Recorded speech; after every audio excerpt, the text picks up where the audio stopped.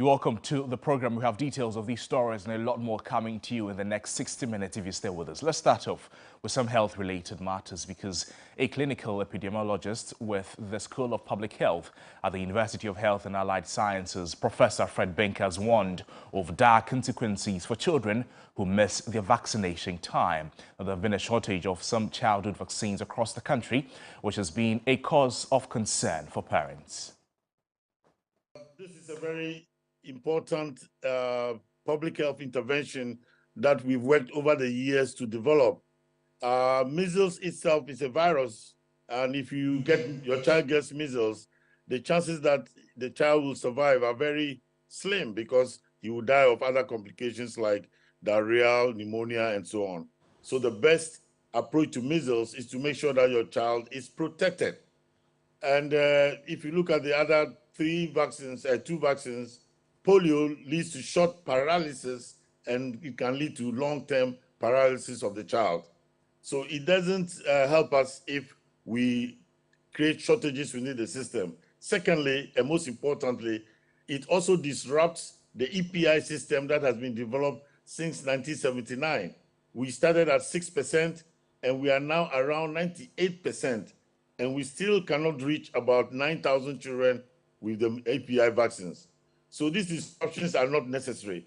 They are created by us, and there's no reason why we shouldn't have paid the money on time and expect to get the vaccines when we are ready with our money. And what we need to do now is to help those who see the patients to have decide on the protocols that will be used in case the children come with measles. For polio, in fact, the polio one is one that also disturbs me because last year, if you remember, in September, October, we set up a system to catch up with the polio, the kick out of polio. And we targeted 7 million children to have the polio vaccines in September and in October. And then we get into the new year, and then we are short of polio vaccines. So something is basically wrong with the system. There's nothing we can do about polio. If your child gets paralyzed, that is a very difficult thing to grapple with. Definitely getting a lot more worse for the two vaccines. Measles, first of all, will spread very quickly. It's so good at spreading, and it will spread very quickly across the country. And I think it started in the north and is almost reaching the coast now. Polio is the same thing. We had the two cases in the north, which led to this catch-up vaccination that we had in the North Gonja district, if you remember, in the Savannah district. We had two cases in the Savannah district, and we have to immunize 7 million children. So the disruptions do not help us at all. Once we see more cases of polio, which the world is trying to get rid of, we will have to vaccinate more and more of our children till we don't see it anymore. Well, still on health-related matters, today marks exactly 3 years since COVID was declared a global pandemic. The devastating impact of the pandemic crippled many economies. Until date, they still, including Ghana, are yet to recover from the shocks. Now, data by the World Health Organization shows that in Ghana, from January 3, 2020 to March 7, 2023, there have been 171,172 confirmed cases of COVID-19, with some deaths reported in the country. Now, let's get onto the lines and speak to a virologist at the Kumasi Center for Collaborative Research, Dr. Augustina Silva King, who is joining us for some more perspectives on the lessons that Ghana has learned from the COVID-19 pandemic that struck some 3 years ago. Doc, thank you for joining us on Midday Live. 3 years on, would you say we have learned our lessons enough and we're doing the right things?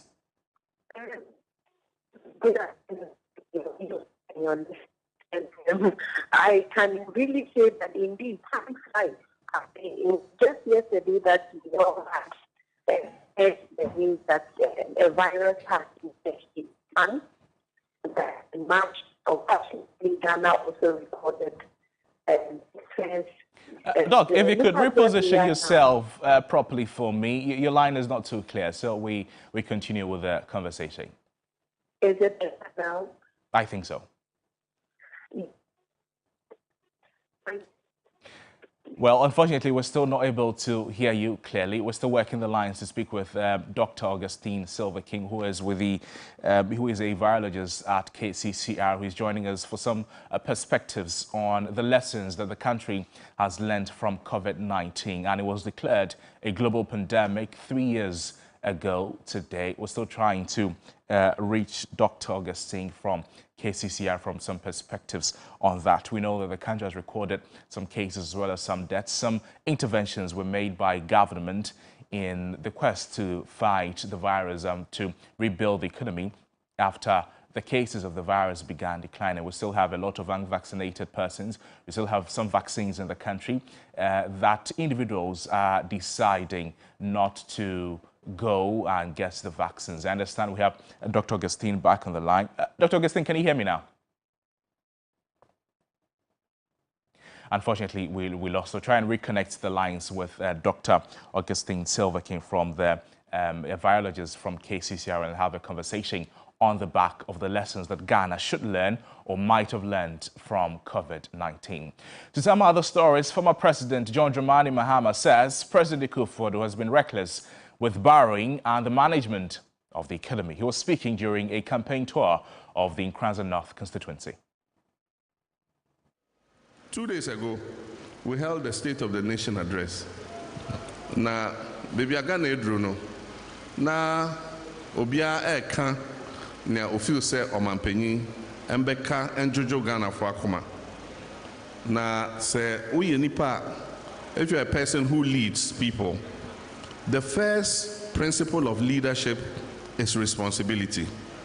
You must take responsibility for every situation and work to solve it.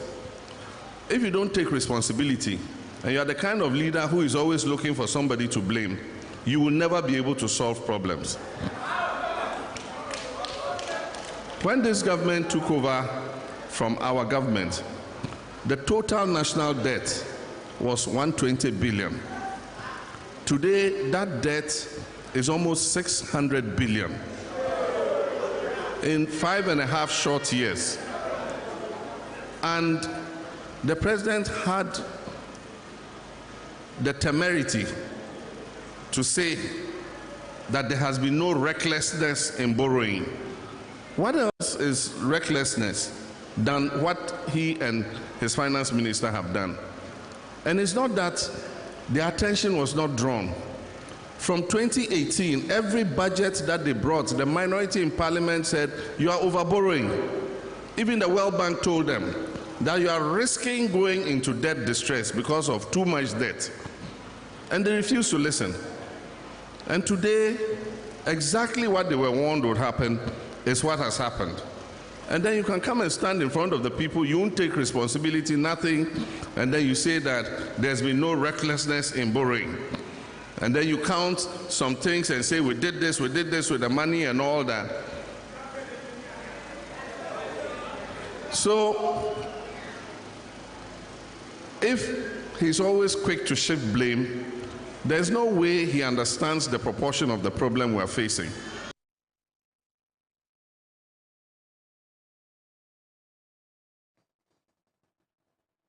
This is still Midday Live on TV3. We're also live on all our social media platforms at TV3 Ghana. We're live also on DSTV channel 279. Let's go back to an earlier conversation on COVID-19. And we know that today marks exactly 3 years ago since COVID was declared as a global pandemic. Now, we know the devastating impact of the pandemic. It crippled many economies, including that of Ghana's. And to date, a lot of the economies are yet to recover from the shocks. Ghana recorded some cases of COVID-19. Ghana is supposed to learn some lessons from COVID-19. Has Ghana learned enough of those lessons? And going forward, what can we apply in case of other health emergencies? Let's speak with virologist at the Kumasi Center for Collaborative Research, Dr. Augustine Silva King, who is joining us for some more perspectives. Doc, grateful for your time with us on Midday Live here. What I want to find out from you is, 3 years on, would you say that Ghana has learned its lessons well enough?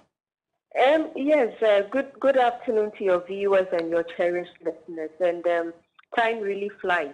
3 years ago, we're all shocked, we're devastated, and I'm sure some people haven't still come out of that state. Indeed, a lot happened. At a point in time, there was a lockdown in our country, and we all had to embrace technology. I keep on saying that the entire world was put into an experimentation because teachers were even compelled to use this new technology. Students were challenged to learn. Parents had issues, physically, emotionally, psychologically, mentally, all the phases of life. And we're all affected one way or the other. At a point in time, we just couldn't even greet people, shake hands, hug people, attend parties, and so on and so forth. But I think that we have learned a lot of lessons. Indeed, at a point in time, Ghana was touted as one of the few countries to have managed the situation very well because of the few things or strategies we put in place.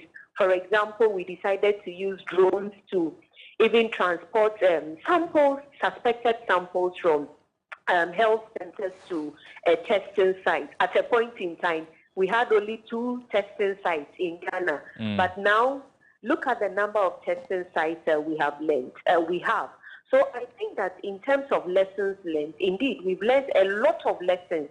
The fact that hopefully, if there should be another pandemic in the next few years or days or weeks or months, we all don't know. I'm sure we'll be able to manage the situation very well. Doc, it brings me to my next question on the preparedness of the country against future health emergencies. We're seeing a shortage of vaccines now and an outbreak of measles in some parts of the country. What does that say about our preparedness going forward?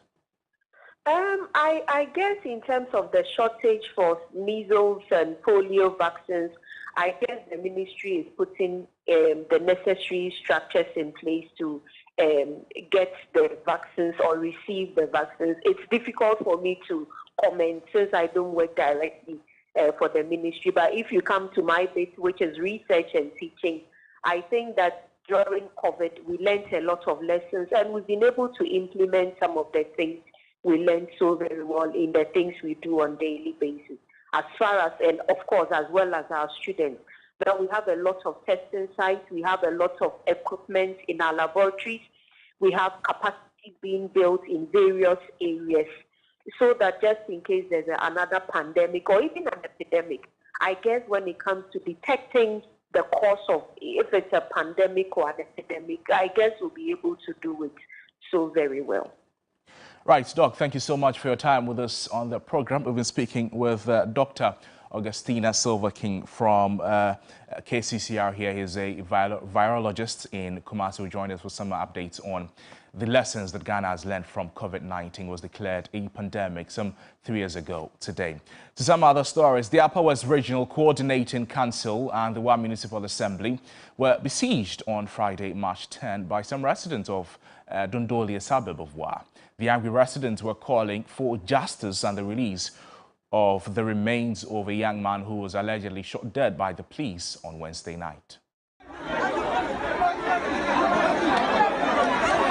The irate Dondoli residents, who are mostly women and youth, gathered at the Regional Coordinating Council demanding justice for the deceased.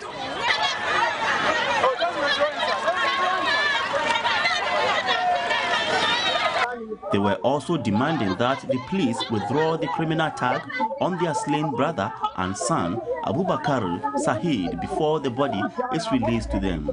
They accuse the police of killing an innocent person and attempting to smear him with the criminal tag in order to cover up for their unprofessionalism.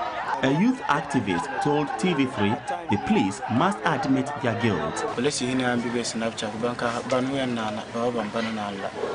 Saeed left home around 8 p.m. yesterday to Tangbeleju to meet his employer Malam Umaru. Shortly after, Malam Umaru called to inform me that he has been shot by the police. We rushed to the scene but could not find Saeed nor the police to provide any additional information. We later found his body at the mortuary the next morning. Then the next thing we heard was that the police say he is a criminal. We demand the withdrawal and an apology from the police to forestall peace. A brother of the deceased, Abubakar Nawaf, has been speaking about how the police assaulted him when he rushed to the scene to attend to his late brother.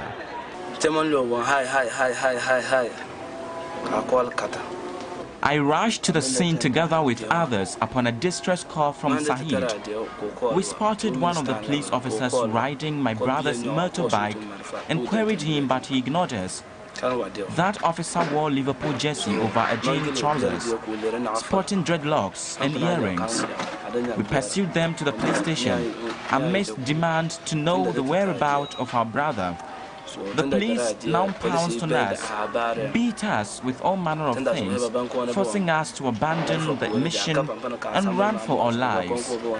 The Regional Police Command is yet to issue a formal statement on the incident that led to the death of Abubakar Sahid, although the Regional Police Command maintained that the deceased was a known criminal whose death is a blow to them because they needed him alive to assist in arresting other accomplices. Now, back in the capital, but still on security, the police, after a week of sustained intelligence-led operation, have arrested the key suspects involved in the murder of Imoro Sheriff, the soldier who was found dead at Taifa Shaiman on 4th March 2023. Quote, "This is solely police intelligence work," the police said in a short statement on Friday, March 10. What we know is Imoro Sheriff's body was found in a pool of blood near the Amania Hotel in Ashaiman and suspected to have been stabbed to death. The military high command on Tuesday sanctioned an intelligence-led operation to fish out the perpetrators of that crime. Now, in the course of the operation, several civilians reported brutalities meted out to them. Well, we get onto the phone lines and quickly speak with a security analyst, Deep Sani. When we reach him, we'll bring you his reaction to the arrest by the police of the suspects. Now, when the police released that statement onto their social media platforms, they received a lot of commendation. Some also were criticizing them for a lack of action earlier that resulted in the military wanting to take the laws into their own hands. We'll be speaking with Deep Sani pretty shortly. But in the meantime, the director of the Faculty of Academic Affairs and Research at the Kofi Annan Peacekeeping and Training Center, Professor Kwesi Enin, says the government must lead the way in finding a solution to what is increasingly becoming a weakening civilian-military relationship. He spoke to TV3 following the recent military brutalities meted out to civilians at Ashaiman. An intelligence-led operation does not result in 184 people being arrested for one crime. How do we repair the damage to people's sense of identity? How do we repair and pull back from societies of fear? How do we ensure that this sense that the state of Ghana has failed its own citizens is not exploited by those who want to hate us? Ashaiman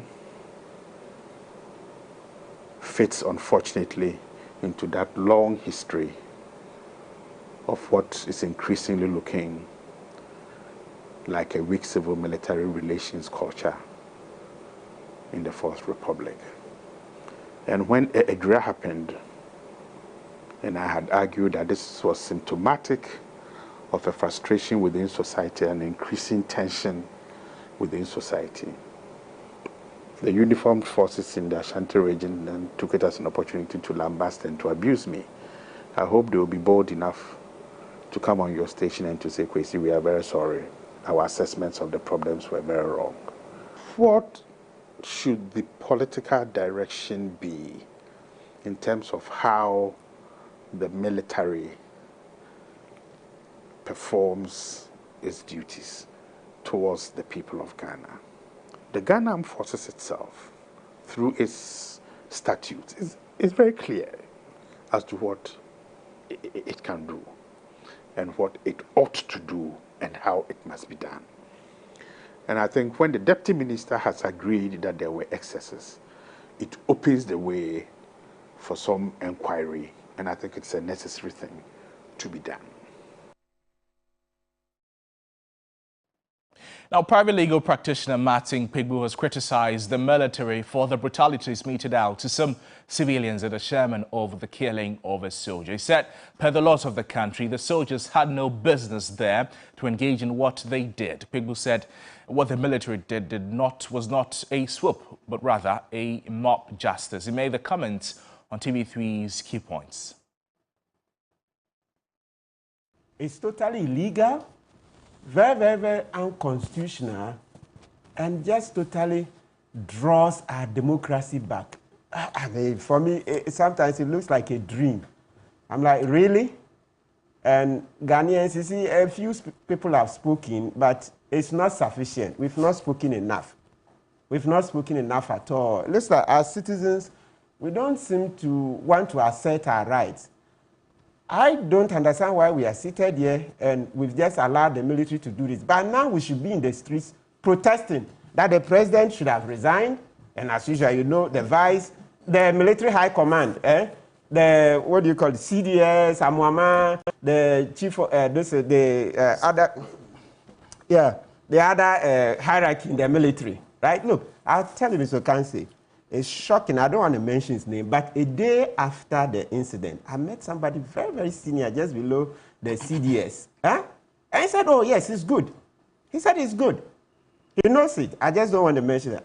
Just a day after. So I was like, oh, boss, this is your people, what they did. He said, Ghanaians, this democracy, we've taken it too far. So they, from time to time, they'll come in and discipline us. Ashaiman is a den of thieves. I'm like, Ashaiman is a den of thieves. Your president is eating our money every day. Eating our money. You are watching him. This military, are you really serious? Are you serious? Your boss, the president of the Republic of Ghana, Nana Addo Dankwa Akufo-Addo, he's eating our money and you are watching him. Well, this is still Media Live on TV3. My name is Noble Crosby, and we have more stories for you. Let us know what you think of any of the stories so far on all our social media platforms at TV3 Ghana. We'll be back with more stories after the break. Stay with us.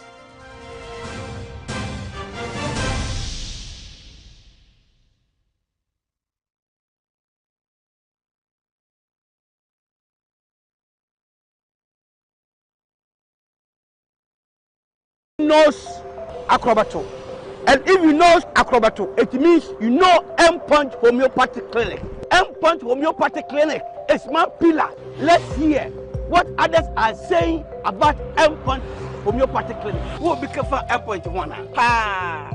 Chesena me ankasa me period no say problem suwum ntina ma wo ho idea ma me papa chesena nya asem ketewa na me coin point no mo hwe me mogam no mo hwe bibia na so mo meduro me fire no ene ma wo nkura mienu foforo kwa na me coin mu a eba and everything yourself me ma me no adwojo eda ho a wontumi nante and then ko end point o mama nura and then ho idea watimi asori anante. That's end point for you of Acrobato. Hello hey ohwehwe what che okay a free bra wo di end point what dance am me call you no me Johnson Semana nkoyie and person my emre nyina and magina sebema na me be fear for there e ho na nyina jaresa. You heard everything. I have secret. M-Punch is my secret. M-Punch Homeopathic Clinic. I'm free.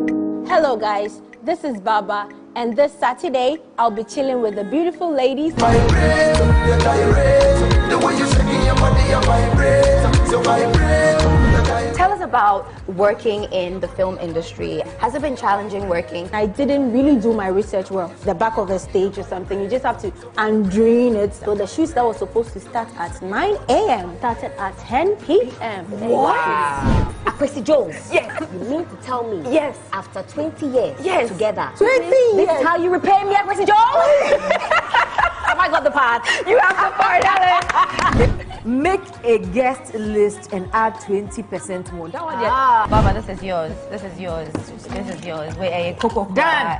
Finish. Done. We got it right. Well done. Our memory is sharp. The Ladies Circle shows this Saturday at 6 p.m. on TV3. Brought to you by Yaz Sanitary Pad. Onga. When it comes to the world of sports, what does complete mean to you? When my team scores at the end of a 30-plus passing sequence, just like Pep Guardiola style. When someone beats the buzzer with a shot from the logo, like Steph Curry. Dominating opponents and punching my way to a knockout like Africa's greatest boxer, Azuma Nelson. running so fast that can afford to celebrate midway through a 100-meter race and smash the world record like Usain Bolt. Hold up. What makes all of these sports complete is the screen. This is where you get access to all the extensive highlights, analysis, and insights. So do join us every Sunday at 6 p.m. live on 2FM 92.7 as we serve you the best sports buffet and most satisfying in the sports world. The 3 Sports team will come together to review, preview, and analyze the latest in the sports world here on Sports Ultras.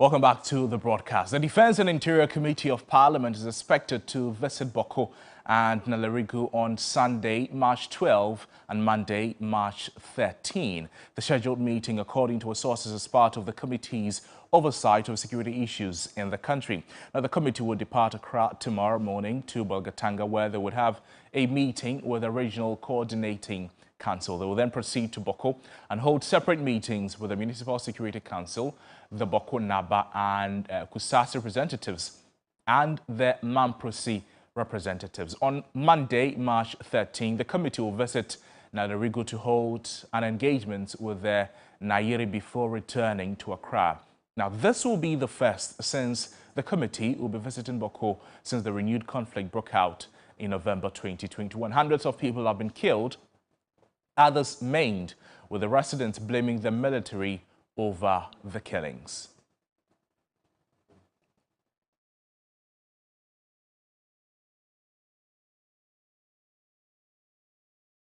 To some other stories, 29 nations and approximately 1,300 personnel will participate in a combined military and law enforcement exercise to address the security challenges in the Sahel and coastal West Africa.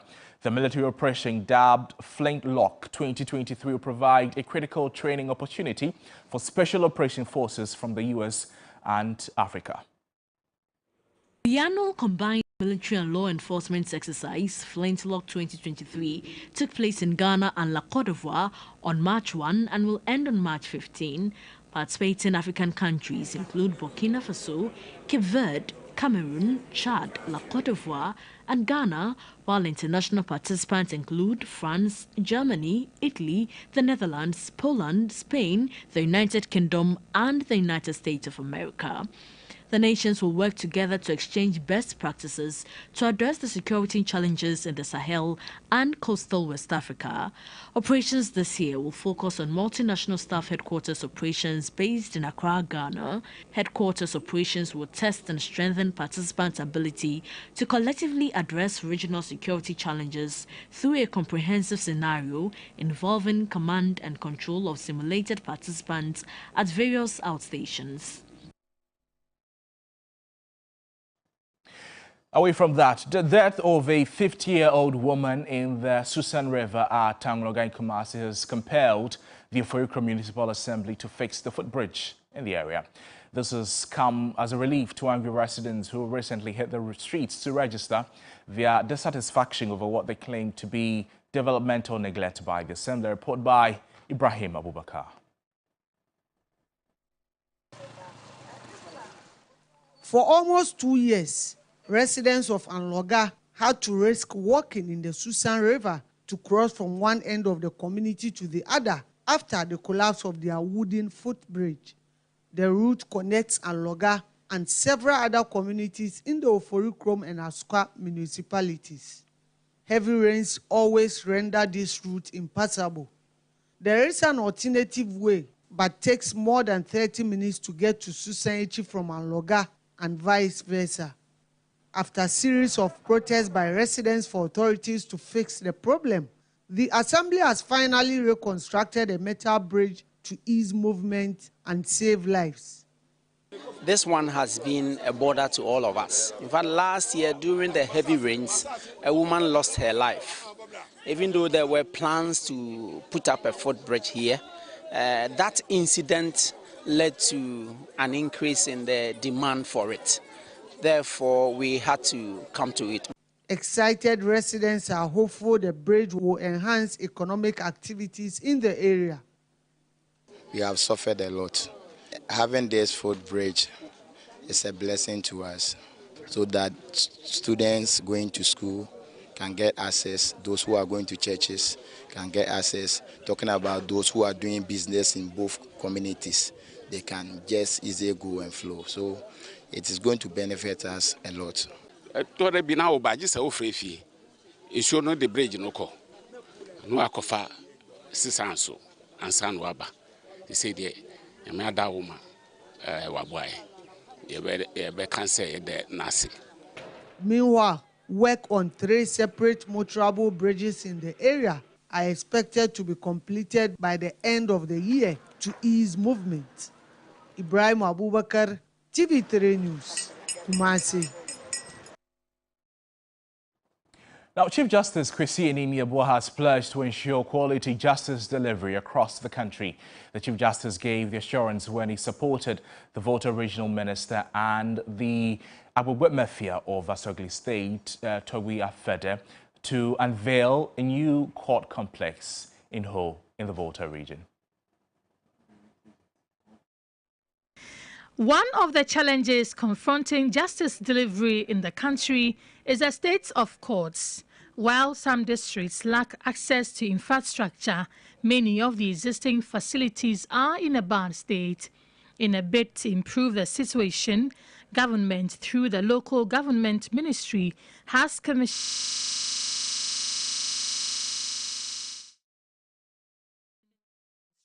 of district court complexes. The district common funded project is to reduce the infrastructure burdens in the justice delivery system. The Agbogbo Mafia of Asogli State, Togui Afede the 14th, was elated over the intervention. It requires that we respect the truth always, to require that we respect transparency, to require that we all fight all the obstacles to our development, in particular corruption. All of these things require leadership.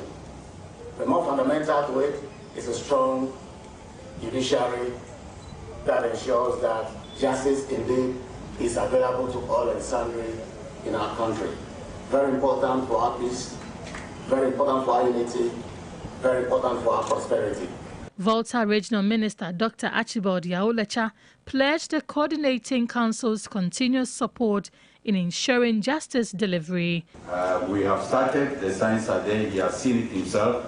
I was with him in Accra a couple of weeks ago, and we discussed a few issues about the infrastructure of the judicial service in the Volta region and the commitment of the District Assembly Common Fund Administrator to support us with funds to achieve that. Chief Justice Kwesi Anini-Yeboah performed a commissioning ceremony. It is our resolve to build a justice system that assures our litigants and countrymen of efficient, timely and quality justice delivery.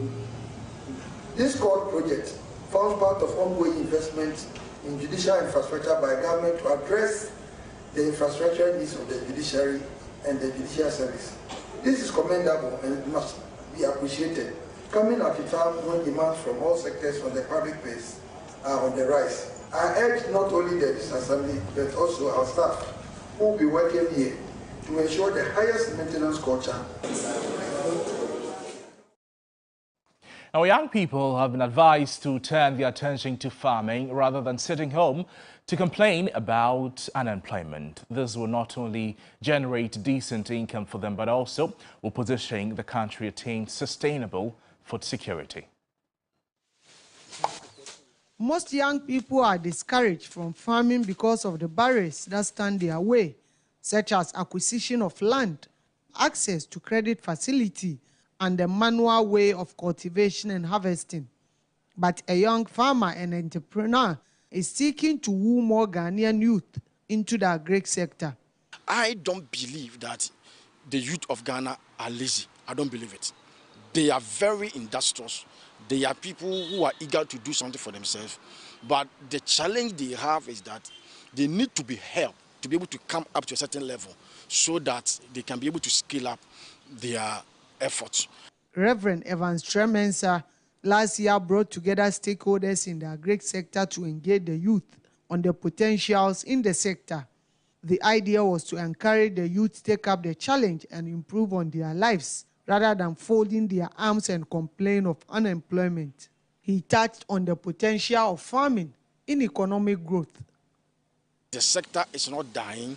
That is where we have a lot of advantage. That is where we can leverage a lot in building the food security and safeguarding the food sovereignty of our country. We have to be able to bring and mobilize all the energies of the young people and redirect their energies into a very profitable ventures that will earn them decent income. Now, a member of the advisory board of the Ministry of Education, Dr. Charles Yeboah, has blamed universities in the country for the soaring rates of unemployment in the nation. Dr. Yeboah feared the future could be more bleak if the status quo remains. The schools and universities today are not adequately preparing graduates for the world of work, and therefore contribute to the huge skills and competencies gap between schools and industry. For many years, companies in all sectors of the economy here in Ghana and abroad have complained that today's graduates lack basic certain skills and competencies for the modern workplace. It is estimated that within the next decade alone, tens of millions of jobs throughout the world are going to be wiped out by high-tech machines. The Swiss-based World Economic Forum, in a recent report, intimated that by 2025, that's 2 or 3 years down the road, 85 million jobs around the world may be displaced by a shift in the division of labor between humans and machines. How are you going to give your career the skills needed for the future beyond here and now? Away from that, analysts are projecting a rise in demand for the US dollar as the first quarter of 2023 inches to a close. This is likely to put sustained pressure on the cedi. Now, the cedi has experienced fluctuations this year with regular support on interventions by the Bank of Ghana aimed at easing the pressures on the market. Kojo Lecha is a market watcher. Demand on the whole had, dwindled from last week up to this week. So we had quite a number of offers for dollar on the market. On Wednesday, we closed the dollar cedi around 12.15 bids. 12.35 offers. Yesterday, the market opened quite low, around the 12.20 levels. Just around midday, we saw that the dollar cedi had risen to around 12.40, 12.60 levels. This is obviously due to increased demand.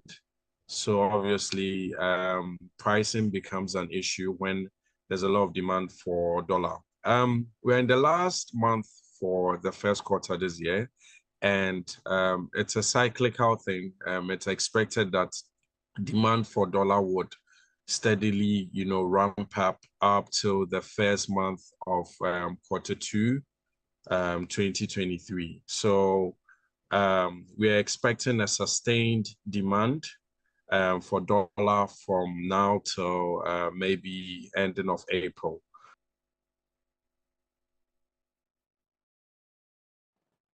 This is Midday Live on TV3. We return with more stories after this break. Stay with us.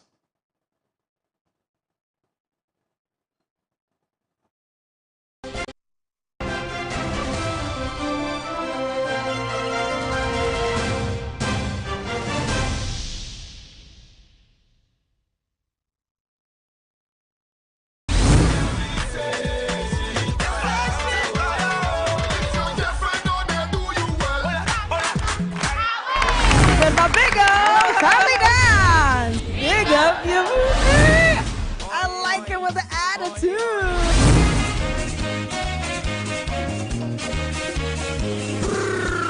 Take a date with all the amazing contestants on the Bigo Family Dance as they play some rich, diverse dance moves in a quest to celebrate Ghana's 66th independence anniversary. Who are you rooting for to emerge as the family of the week? Catch all the fun and excitement this Saturday at 8 p.m. only on TV3. Bigo Family Dance. Big up your moves. Bigo Family Dance shows Saturdays at 8 p.m. on TV3. Brought to you by Bigo Drinks. Are you a bomber? Yes or no? If you your girlfriend, make her know. Boys, we go carry. Go. That's right, Gate Rush, everyone. It's been 13 weeks of love, drama, love, sweet fun moments, exciting moments, thrilling, intriguing moments here, and a little bit of heartbreak. Baby, and now the reunion is on TV3, Studio B. This Sunday, 12th of March, at exactly 8 p.m., my ladies are coming back, of course with their dates. I want to find out from them how things have been. I also want to see who is taking this the next level. I can't wait for that dondo, and I'm sure you can't wait as well. 8 p.m. Sunday, 12th of March, it is a date on Date Rush. Date Rush is sponsored by Rush Energy Drink, Airtel Tigo, Sense Body Spray, Duffy's Health and Beauty, Pepsodent Herbal, Geisha, Obuasi Bitters, Remy Spices, Give Us Herbal Mixture, Carnival Strawberry, Forever Clear, Acne Control Range and Multi-Fruit Set.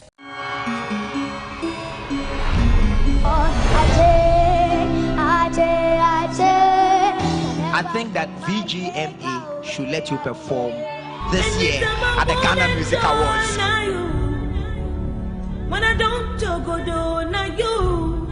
The freedom to sing, dance, and express one's talents is one of the greatest gifts a creative individual can cherish. We live with every parent with one accord to help empower the girl child education. This week on Talented Kids, your favorite contestants will utilize their own themes to express themselves to the best of their abilities. You're amazing, and God bless you with this talent.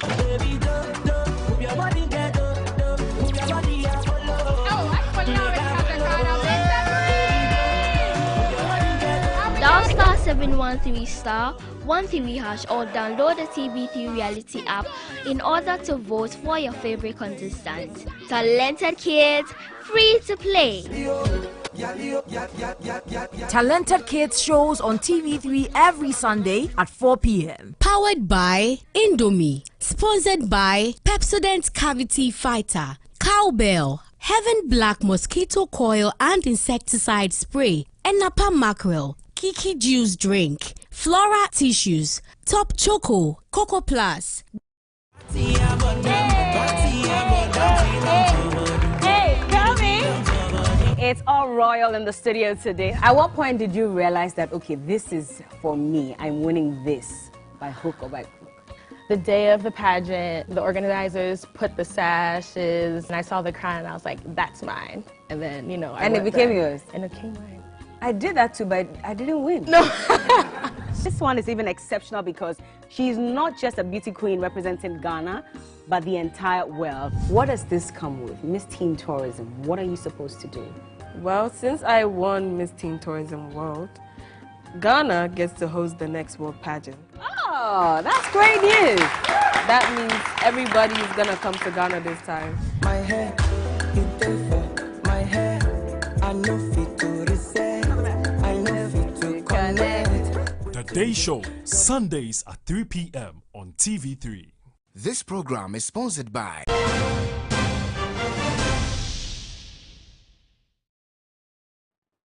You're welcome to the broadcast. Let's now take you to an earlier story where the police, after a week of sustained intelligence-led operation, have arrested the key suspects involved in the murder of Imoro Sheriff. The soldier was found dead at Taifa Sherman on 4th March 2023. Now, this is a sole police intelligence work. This is a quote from the police service. The police said in a short statement on Friday, March 10. What we know is Imoro body was found in a pool of blood near the Amania Hotel in Ashaiman and suspected to have been stabbed to death. The military high command on Tuesday sanctioned an intelligence-led operation to fish out the perpetrators of the crime. In the course of the operation, several civilians reported brutalities meted out to them, and some suffered a lot of harm as a result. Let's speak to Adib Sani, a security analyst, on the back of that.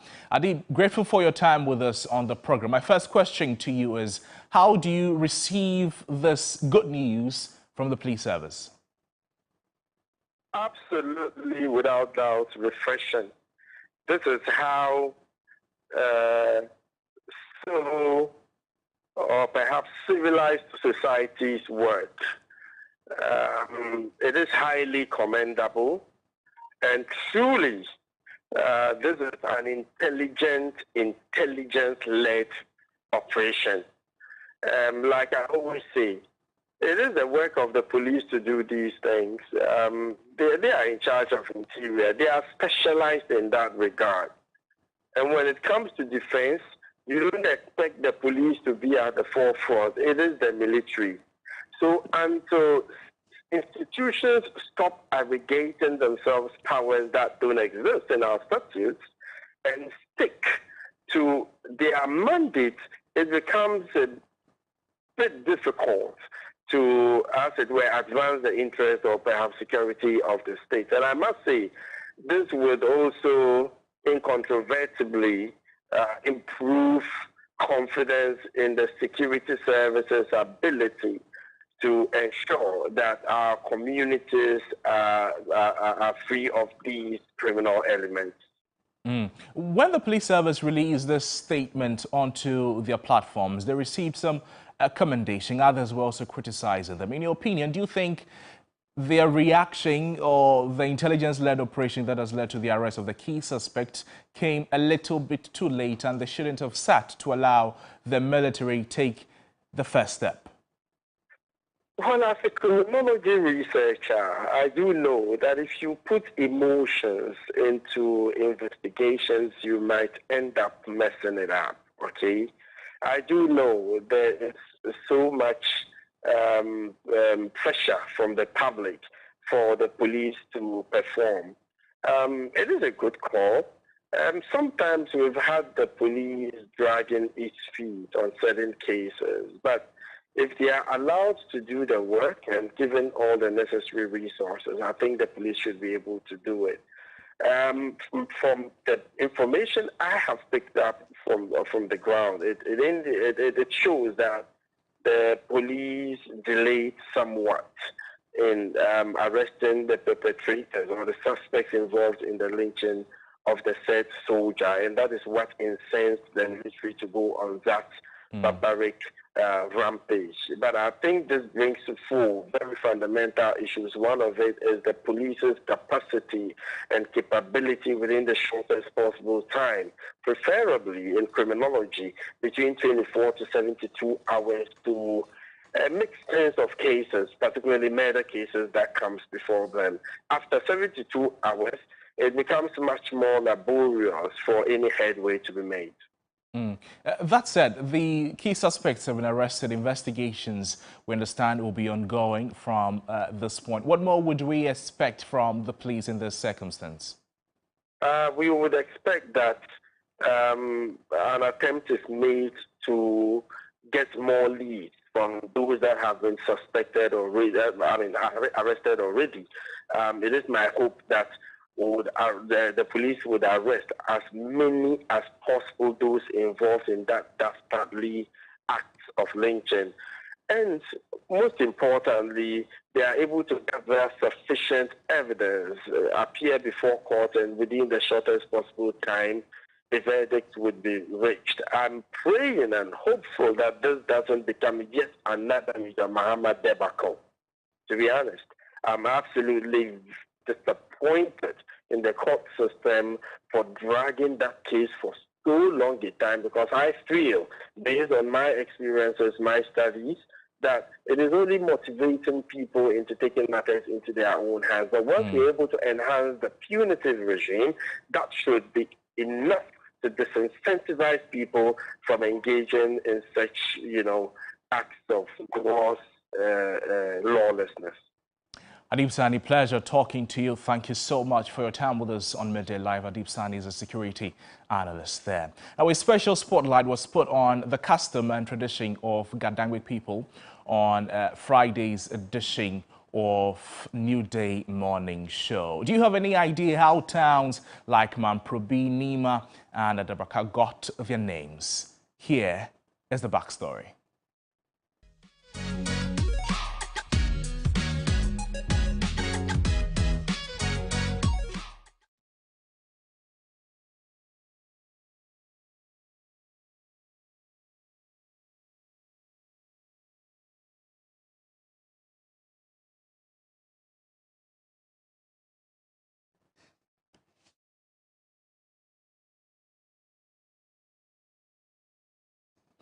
Well, in entertainment news, we know a special spotlight was put on the customs and traditions of Gadangwe people on Friday's edition of the New Day Morning Show. Now, if you have any idea how the towns and the names of towns like Mamprobi, Nima, and Adabraka got or came around, we're telling you the backstory here.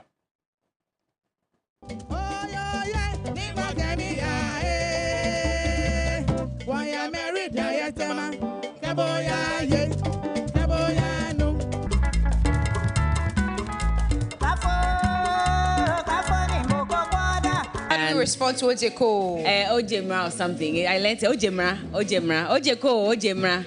So that means you have come out early, Ojemra. So we'll be telling you a lot more about the Ga community, Gadangwe family, and why this week celebrating this tribe. So yeah, I'll be sharing with you how some Ga communities got their name. So the likes of Adabraka and Nima. Now Adabraka, first of all, it was occupied by the houses. And so the Ga people would usually go there to trade. And every time they traded, they would ask for, some, actually, womli. So into Swa. So every time they say womli. So womli in Hausa is Adabraka. And so eventually that became the name of the community Adabraka. Now the Gas eventually started settling in Adabraka, so the houses were not too happy about it and they started looking for a new place. So the king of the Gas decided that, well, he'll move them to Nima, and Nima originally is Nimang, so the land of the king. So that is how come you'll find a lot of houses living around Nima. But the real name is Nimang, which is the land of the king. And so as we move along, I'll tell you a lot more about how the likes of Nungwa, Teshi, and all those other Ga communities also got their names. So today we're giving you a lot of history. Exactly.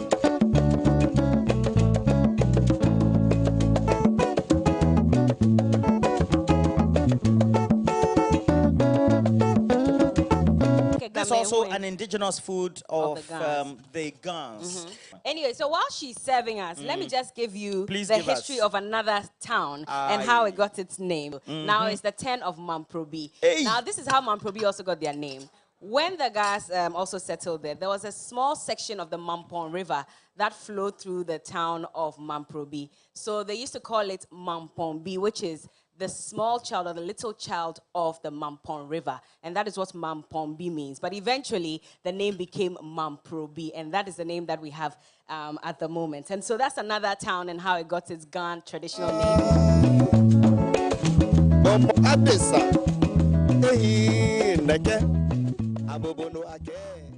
Well, if you didn't know, now you know. Still entertainment, renowned filmmaker, writer, and producer Abeku Sego said that the Roxy Cinema in Accra has been abandoned and left in the hands of squatters. The veteran actor said the military coup d'etat experienced in the 70s and 80s killed the cinema-going culture in the country. We were doing well until the military interventions in our governance system.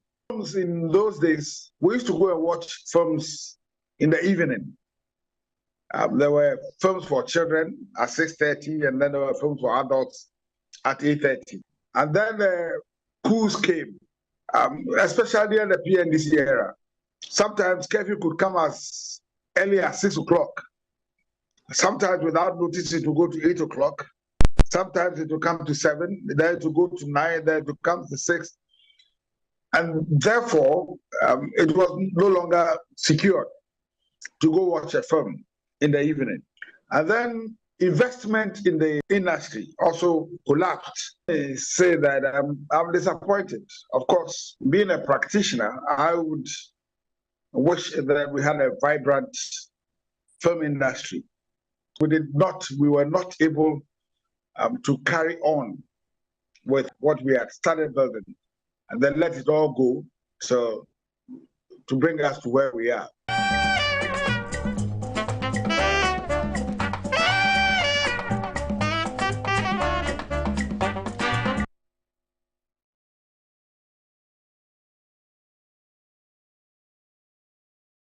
Let's now bring you some international news now. And the man nominated as China's next premier by President Xi Jinping has been formally elected by parliament. Li Qiang, the former Communist Party leader of the country's biggest city of Shanghai, will now lead the government, replacing retiring Li Keqiang. The 63-year-old received almost every vote from more than 2,900 delegates at the National People's Congress.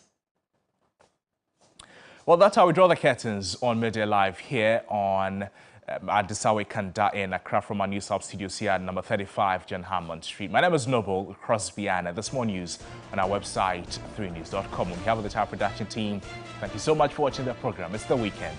Enjoy. Good afternoon. Bye-bye.